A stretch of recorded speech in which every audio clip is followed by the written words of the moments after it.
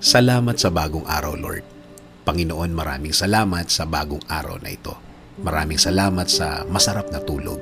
Maraming salamat sa masarap na pahinga. Alam ko po, Panginoon, na ako'y binantayan ninyo at inalagaan ng buong magdamag.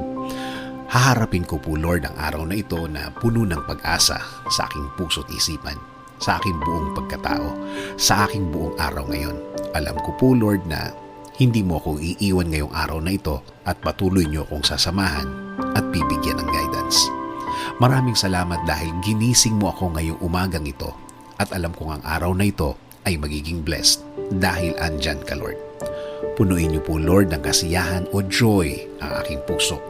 Ipaalala niyo po sa akin kung gaano ako ka-blessed sa araw na ito.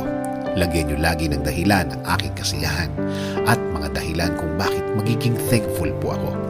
Kapag pumasok na po ang problema sa aking araw ngayon, i-remind niyo po ako ng inyong pagmamahal, ng inyong presensya, ng inyong kabaitan, ng inyong pag-aalaga, na kayo po ay laging andyan para ako'y alalayan. Kapag ako ay nanghihina, ipaalala niyo po sa akin na lagi po kayong andyan para ako'y tulungan, para ako'y alalayan, para ako'y alisin sa isang problemadong sitwasyon. Lord, kapag naalala ko ang aking problema, please remind me that you got me, that everything will be okay and fine. Please remind me also of my purpose. Kung bakit ako nasa mundo, kung bakit ako nabuhay, kung bakit ako andito para sa araw-araw, para paglingkuran kayo at mahalin.